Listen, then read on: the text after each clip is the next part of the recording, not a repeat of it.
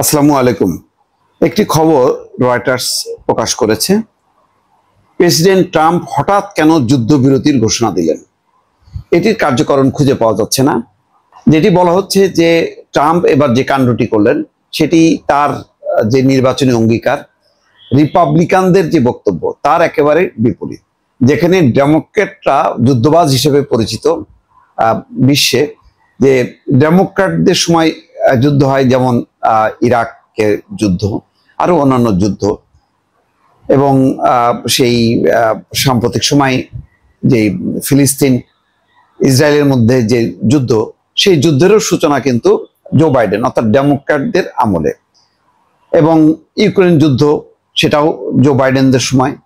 সেখানে Donald Trump বারবার বলছিলেন তিনি যেদিন ক্ষমতায় আসবেন সেই দিন বা তার পরের দিনই যুদ্ধ বন্ধ হয়ে যাবে, ইউক্রেন যুদ্ধ থাকবে না, ইউক্রেন রাশিয়ার যুদ্ধ থাকবে না, থাকবে না এই ফিলিস্তিন ইসরায়েল যুদ্ধ, সব থেমে যাবে।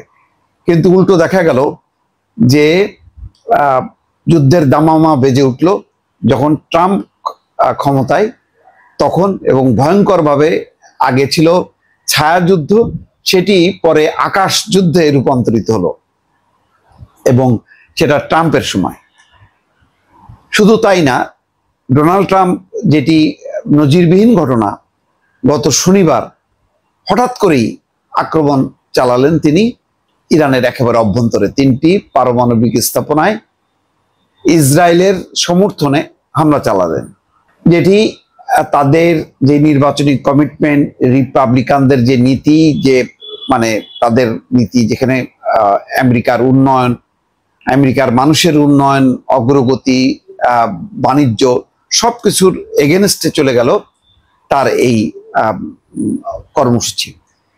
তো সবাই যেমন অবাক হলো তার যুদ্ধ ঘোষণা, আবার অবাক হলো সবাই হঠাৎ করে আবার তিনি যুদ্ধবিরতি ঘোষণা করলেন। যেইভাবে আক্রমণটা করলেন, তারপর হঠাৎ করে আবার যুদ্ধবিরতি। সেখানে মার্কিন প্রশাসন বা সরকার তারাও নড়ে চড়ে বসলো, তারাও হতবাক হয়ে গেল যে এইভাবে হঠাৎ করে কেউ জানলো না। শুধু JD Vance, vice president, Rubio তার পররাষ্ট্রমন্ত্রী, এবং মধ্যপ্রাচ্য বিষয়ক যে দূত উইটকফ, এই 3-4 জন ছাড়া আর বাকি কেউ জানে না তিনি যুদ্ধবিরতির ঘোষণা করলেন।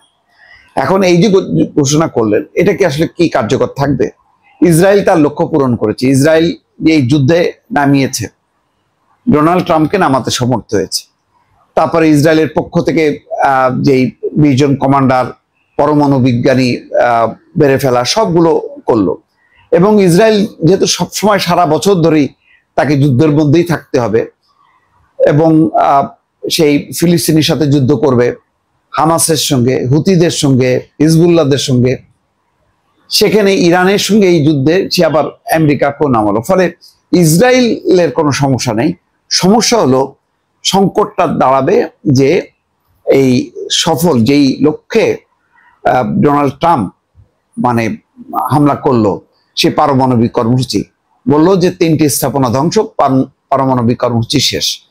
এখন তার গোয়েন্দা রিপোর্ট বলছে, মার্কিন গণমাধ্যম বলছে যে না, শেষ হয়নি, সেগুলি অক্ষত আছে।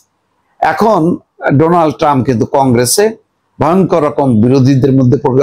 দলের অভ্যন্তরে যারা রিপাবলিকানদের যে অংশটা যুদ্ধ চায় না, তাদের দ্বারা যেমন চাপের মধ্যে পড়বেন, তেমনি ডেমোক্রেটরা এখন একযোগে এখানে যে ফেল করছে ডোনাল্ড ট্রাম্প এই যুদ্ধ ঘোষণা করে বা যুদ্ধে অংশ নিয়ে, এবং যে লক্ষ্য নিয়ে, সেই লক্ষ্য যে অর্জিত হয়নি, এটা চেপে ধরবে। ফলে এই শেষ মেয়াদে, ট্রাম্পের এই শেষ মেয়াদের বাকি সময় ভয়ঙ্কর একটা বিপদের মধ্যেই পড়লো, যে আকস্মিকভাবে যুদ্ধ শুরু করা এবং যুদ্ধবিরতি ঘোষণা করা, দুটাই যে নাটকীয়তা, সেই নাটকীয়তায় যদি ট্রাম্প যদি শেষ পর্যন্ত এটা প্রমাণ করতে ব্যর্থ হন যে তিনি সফল হননি, এটা যদি সে প্রমাণ করতে পারেন যে হ্যাঁ তিনি সফল হয়েছেন, তাহলে এই যাত্রায় বেঁচে যাবে। আর যদি তিনি মানে ব্যর্থ হন প্রমাণ করতে তার সফলতা, তাহলে কিন্তু অভিশংসনের মুখে পড়তে পারে। ফলে এখন ডোনাল্ড ট্রাম্প কিন্তু চাপের মধ্যে পড়লো উল্টো। দর্শক ভালো থাকবেন, আল্লাহ হাফেজ।